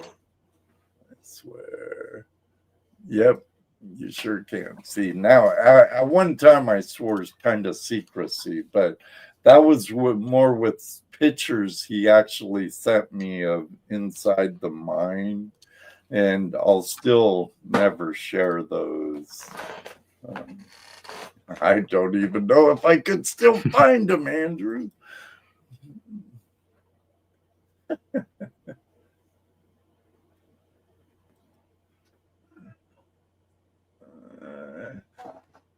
Cadia Valley Golden Copper Mine. There was a lot of copper in the vein as well that we found in the gold mine that I'm going to be exploring next. Nice. Who's going with you? Can you share that? Yeah. So Aaron, the guy who is letting me borrow the metal detector, he is very knowledgeable when it comes to the hard rock. And it was actually really cool having him up there with me because, we'd be walking past, old mining relics and stuff. And I'm looking at it like, oh, that's a gear. And then he's like, oh, this is a digging tool. We get up to the ball mill and I'm like, oh, it looks weird. I'm not sure what that is. I don't know what that is either. And he's sitting there looking around, putting pieces together like, oh, this is the ball mill. And it was operated by that motor right there. You see the brake and the gas pedal. And it was awesome having him with me because he knew so much more than I did. He was able to just guide me in the right direction. But this next video will be a multiple part. It took multiple trips to get all the footage. So the second half is Jesse. He's been in a few of my videos. He's more of a gold panner, and we both have about the same knowledge when it comes to the hard rock mining. So him and I went deeper into the mine to explore a little bit better. Okay, now do you have any safety equipment like gas meters and No, we were take a canary with you or a candle or something? We did bring a lighter to check the for bad air, but we did a lot of the one person goes in, one stays out, and we kind of tested it that way at first. We didn't have any proper safety equipment with us, but now that I know that there's gold mines out there and that I can get to them, I'm gonna have to get some safety equipment. Yeah, and I would check out some of the old tailing piles. Oh yeah. We ran over the waste rock pile with our metal detectors, and I had one big piece of ore that I got a metal detector hit off of. And then the second time I went, I didn't pull the detector out, but we found a bunch of pieces that it could very easily be gold in there. Visible gold. Yeah, and back in a lot of those mines in the Pacific Northwest, they never reopened after World War II was ended, and they closed because at that time gold mines were forced to shut down because they were a non-essential metal at that time. And some of those boys didn't come home. So, and gold was a lot less than now. It's compared to what it is now. Was it like $35 or something back then? Yeah, it was at a set price forever. And geez, even in the 90s, it was only like, in the 80s, I think it got up to like $600, but in the 90s, like when I found my biggest piece of gold, it was only 300 something, around 300. Nothing like it is now. Yeah. What's current gold prices, Mr. Lodak? Is it still over 4K? When I started gold panning, I've always operated in grams just because I'm only now having totaled, an ounce of gold found. So like I've always registered it in what's the price in grams for me. But when I started gold panning, it was $62 a gram. And then the next year it was $72. And then it just shot up. Right. I think last time I checked, it was still over $100 a gram. So I don't really pay much attention to it until I'm ready to sell some of my gold. Then I pay more attention to it. I usually don't pay too much attention to the gold price, but I was editing a short the other night, and I had to look up the price of one of the pieces of gold I found, and my 0.88 piece of gold is 115, I believe it was. right? So less than a gram is over $100. It's Oh, $4,076 right now. $130 a gram. Yeah. That's I would nice. say that's at like 24, 22 karat, I'm sure. So I would take this man's advice, or like Frank's advice from Old Mines Adventures from Canada. You know, if you're going to start playing around and exploring old mines, we'd love to have you back joining us someday, Skovian. So get a quality gas meter, you know. You know, I should get some more safety equipment, but danger's my middle name, so I'm not sure I can Right. get too many safety equipment Now, pieces. do you take climbing rope and you have rappelling gear and a climbing harness and stuff? Or? No, I've never brought that stuff with me, but Aaron he does a lot of the rappelling. Bump cap? I have a snowboarding helmet, so if I ever need a helmet, I was planning on bringing that with me. Snowboarding helmet's as good as a mountaineer helmet, so that works. But I did just purchase a rappelling harness, so I have that if I ever do run into a spot where it's needed. Okay, now do you have a good figure eight?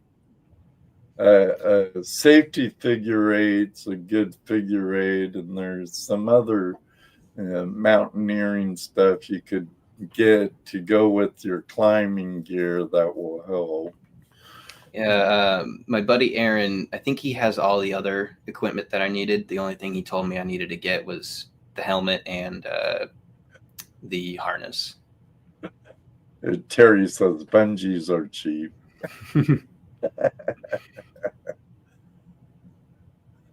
Yes, those gases in the mines are odorless and can take like one step forward and boom, boom, out go the lights, right, Joyce? Yeah, you got to be careful. Yeah, if I do start making mine exploring a thing, I'm definitely gonna have to get one of those gas meters. It could be Mega Dog. It could very well be. I was thinking bungee. That's what I read. Bungee. No, taking electrical equipment to old mines is a high risk. Yeah, if you have some gas, could be explosive, huh? I didn't think about that. You could do it like the old timers and take a canary down in the little cage, and you see that poor little feller go bloop. You better be exiting quick. Yeah, a lot of good. Yes, Andrew. Yeah. Geez. Need communication. That's electronic. Headlamps and Camera equipment. Multiple pieces of lighting. Alaskan Assassin says he has safety equipment.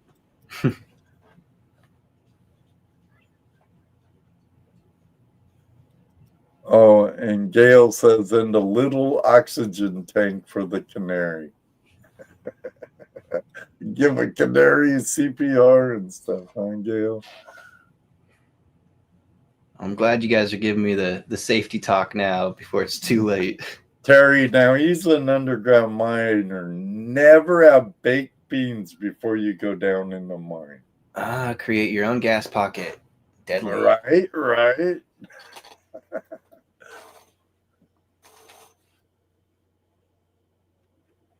Let's see, Andrew says, we'll always look after you.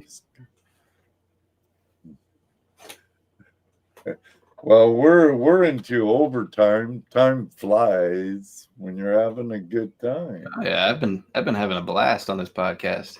I'm glad you've enjoyed it. I hope to get you back joining with us in a year or two. I'd love to. I appreciate you being on.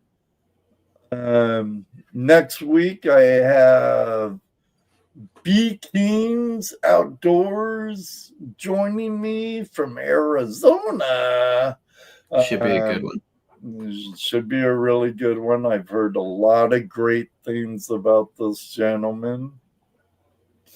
And then after that, it's Open Line Tuesday the next month with the giveaway from our monthly giveaway sponsor, prospectorsdream.com.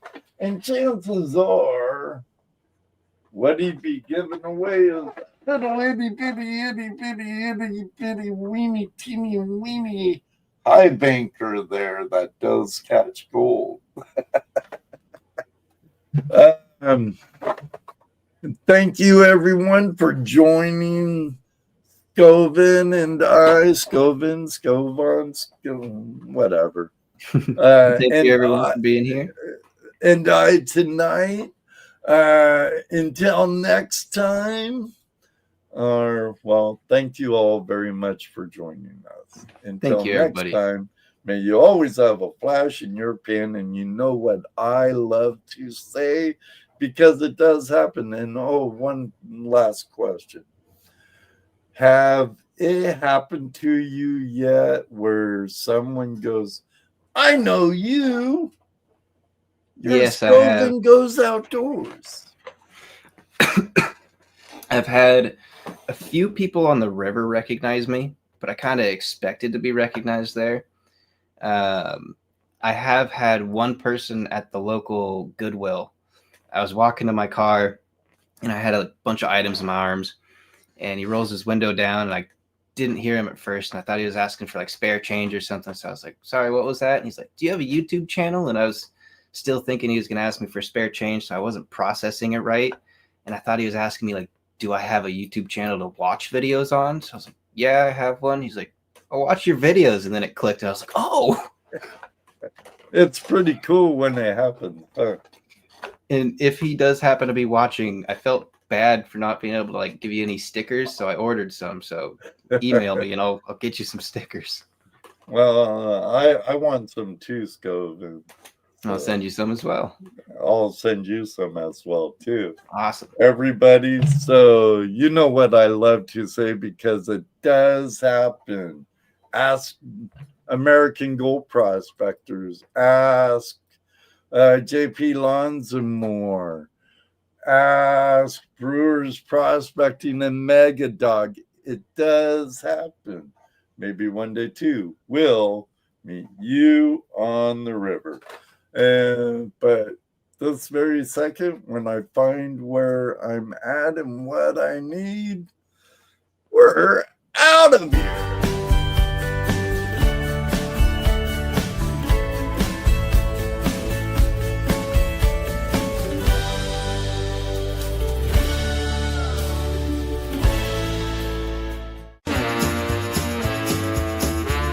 Tuesday Night Hangout Live.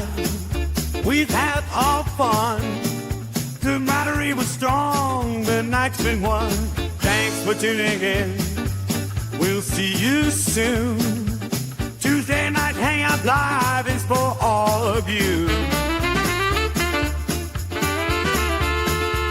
FlashFam forever. We'll keep the vibe. Catch us next time. Let's keep Night it comes to a live. close. We're feeling great. FlashFam is together. Whenever it feels just right. The wonderful guests, good times, and so much fun. Tuesday Night Hangout Live will return very soon. Thank you for joining us. It's been a fantastic time. Camaraderie is strong, and we're built to last. Time next time, we look forward to seeing you again. Tuesday Night Hangout Live will be back soon. Give us a like. Don't say goodbye. Just see you later. FlashFam forever. Until we meet again.